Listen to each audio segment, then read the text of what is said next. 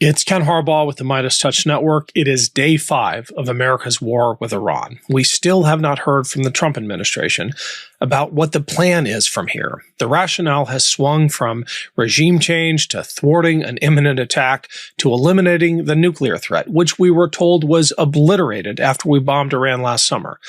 But now we have a new rationale from the president, and in some ways, it's the most ominous yet. Donald Trump just put this out on Truth Social, apparently linking our attacks on Iran to their unsuccessful attempts to interfere in our past elections. Why do I think this is the most ominous rationale yet? Because the Trump regime is laying the groundwork to subvert our elections.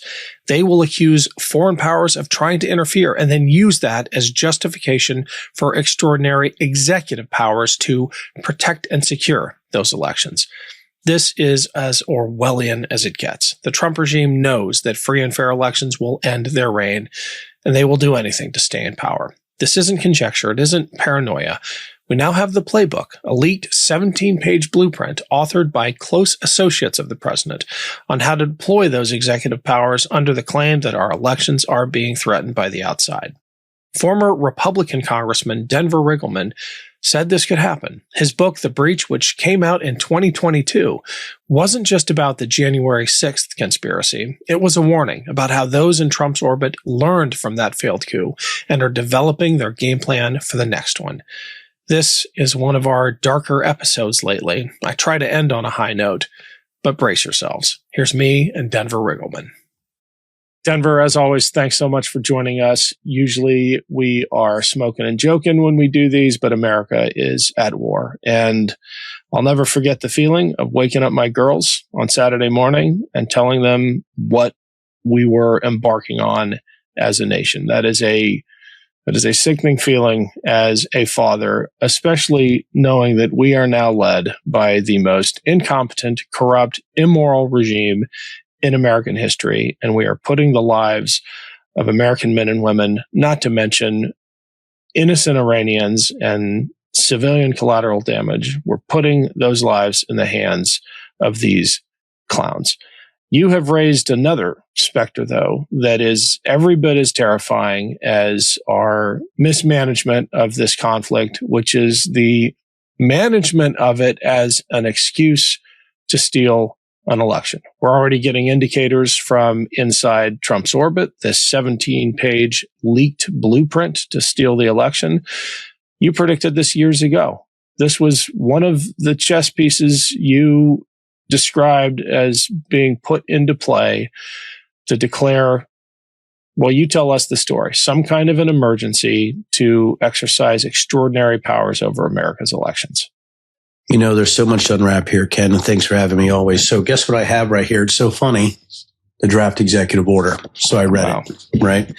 And I compared it to, there's a draft executive order and comments that came from Sidney Powell.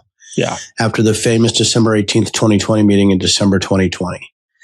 The thing about foreign interference, even when you make it up and you radicalize people to believe it, which is why people stormed the Capitol on January 6th in a coordinated attack with white nationalists and other idiots. And, you know, I wrote about that in The Breach. And I didn't want to really mention the book today, but chapter 10 and 11, The Breach, talked about the executive order usage, right, to rationalize not only maybe military operations within the United States, but seizing voting machines. But I want to read something to you really quick. And this is crazy. There's already an EO number for this, 14248. 13848 is what they are using now. That was signed by President. What does that mean? I assumed that the blueprint was kind of an outside job, meaning it wasn't exactly sanctioned. Sidney Powell isn't a government employee. What does it mean that it has an EO number on it now? Well, they want to the reason that they put that on there is they're already suggesting what's interesting is that, you know, Trump lied about Project 2025. And when he was asked the question about this draft executive order, he said he didn't know anything about it. But what's interesting is they already put a draft number on this. So EO 13848, which was signed in September 12th, 2018, was about a national emergency to deal with the threat of foreign powers. And me and you know the people who wrote a lot of that, Miles Taylor, Chris Krebs. This wasn't meant to be rationalized to build the reasoning around conspiracy theories to seize voting machines, use military activities, declare martial law, the Insurrection Act. So what's interesting here is that in this proposed executive order, right, which already has a draft number on it, which is amazing to me, right?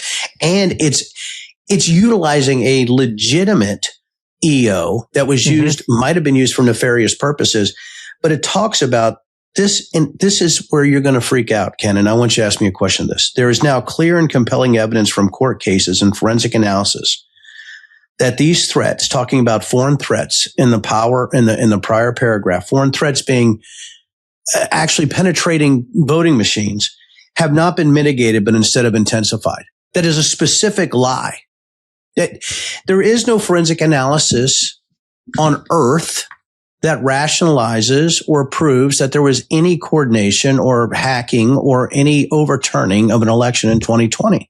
I guess my head's exploding because it's the exact way that they approached 2020 and 2021 to have Pence object to the electors based on foreign interference with the EO 13848 in the background that would be utilized to seize voting machines and nationalize assets. Actual, no kidding, DNI controlled assets to go after who they thought were enemies of the state within the United States. It's incredible to me. Well, the DNI is already involved. We've done episodes about this. Tulsi Gabbard showed up.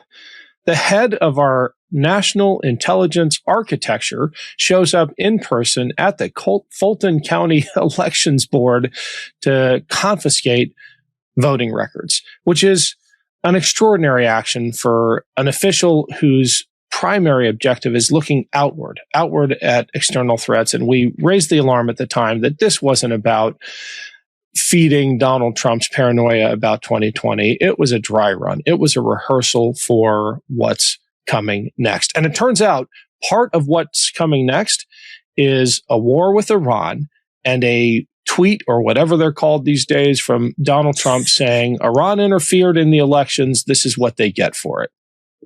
Connect the dots for me. Absolutely, I can. So the thing is, if there's foreign interference in the elections, all they have to do is target where they say that foreign interference was, or utilize that to declare a national emergency, or the Insurrection Act in very directed areas. And what I've told people, just like what happened in 2020 and 2021, it's the same exact playbook.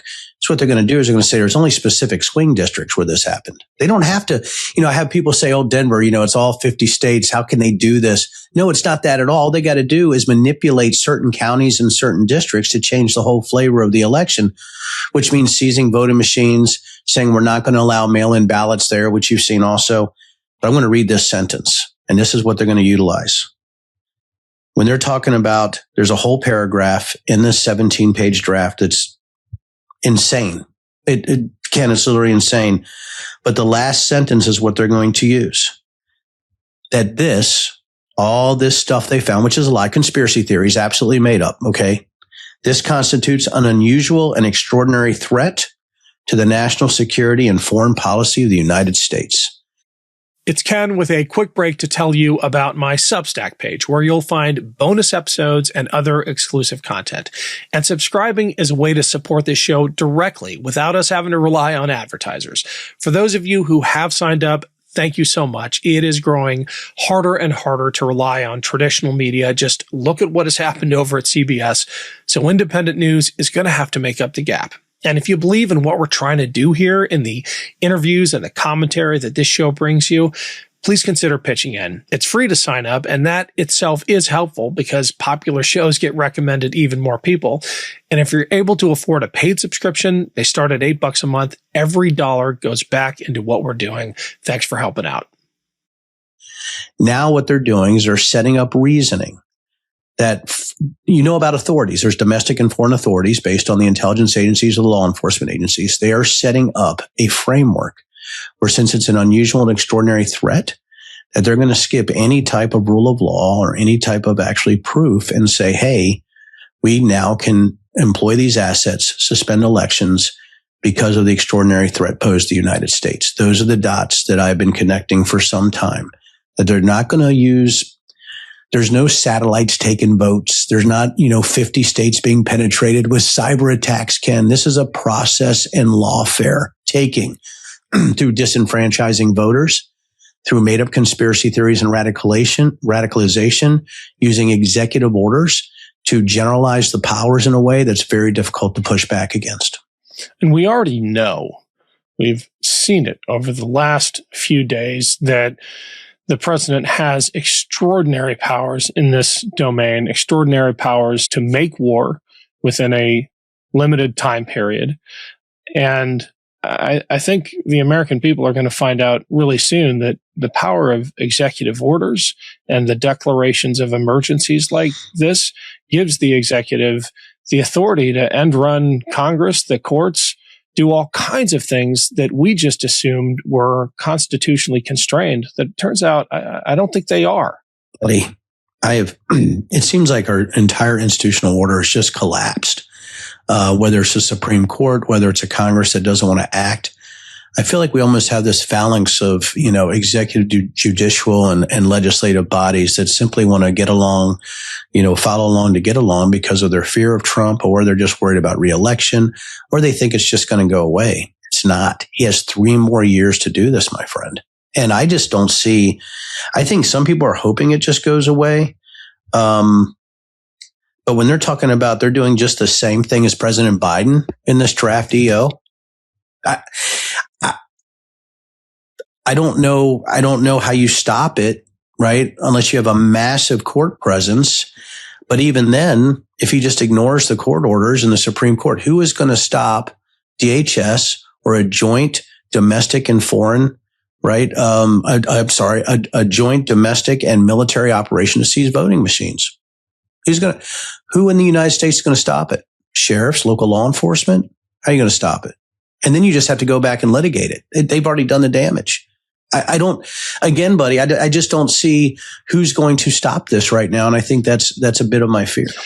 That is certainly a fear of mine as well. I cannot, I cannot leave the audience with that. I can't go to bed with that. There has to be some recourse. And I would submit that the ultimate recourse, and maybe this is as much as we're going to get, is the conscience of those being ordered to perform these acts and their oaths to the Constitution. We saw that incredibly courageous testimony from Ryan Schwank, the ICE whistleblower, who went before this shadow committee of Congress, not a formal committee because the Republicans don't want to hear it. But he went before a shadow committee and said, I resigned from ICE a couple of weeks ago so that I could talk to you today about being ordered to violate the Constitution as an officer of the United States and a lawyer for ICE. I think that it is going to take 1,000 acts like that if we're indeed at this Rubicon to prevent the seizure of voting machines, to prevent the subversion of the will of the voters in these key places. Do we have a better recourse than that if this administration is just going to ignore the courts and a complicit Congress isn't going to do anything about it? I never thought that all of our institutions would simply rely on the integrity of a specific oath taker at one position to stop all of this.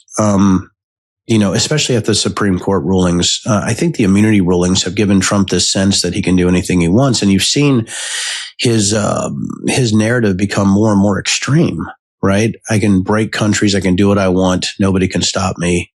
That's where he's at right now, almost in this authoritarian bent. So I don't know if there is any other backstop than true Americans stepping up and following their constitutional oaths. Ken, I think that's where we're at. Now, I don't want to leave people with that type of pessimism either. You're right, Ken? So I don't. You would hope that institutionally, when we're coming into the midterms, maybe there is a 40 to 45 seat swing. But I do worry about the 45 days after. So I think, so there's a lot of things to unpack here, but the legal chaos right before the midterms and after the midterms is going to be extreme from far right lawyers, MAGA specific directed attorneys, with lawfare, specifically to overturn elections with made up data. You're going to see a lot of that. Do you know they're coming back up with new cyber, like the cyber ninja type of thing going on, right? That happened down in Arizona, or ASOG up in Antrim County, Michigan. This same stuff is coming out. It's the exact same playbook. And Ken, this wasn't, for this, but that's why I released chapters 10, 11 for free on my Substack, because I need people just to read it. Yep. Yeah. Okay. We're going to make sure that the links to that are in the notes below. Elbows up, everyone. Chins up. We can still fight this. I think our best defense is to turn out in such overwhelming numbers that the administration can't say, find me 14,000 votes or 11,000 votes, right? He can say that when it's close. He can't say that when there's 100,000 vote margin. That is the best defense we actually have. So that means register, get your passport if you don't have one, because they're going to try to say your names don't match, especially if you're a woman in this country, doing everything they can to keep you from holding this administration accountable. Denver, any last thoughts? I just, we can always hope for the best. Our institutions stand up and everything like that. But I think we need to plan for the worst. I think your advice is well taken, Mr. Harbaugh. I do. Thanks for coming, Denver. See you soon. Thanks, buddy. Love this video? Support independent media and unlock exclusive content, ad-free videos, and custom emojis by becoming a paid member of our YouTube channel today. You can also gift memberships to others. Let's keep growing together.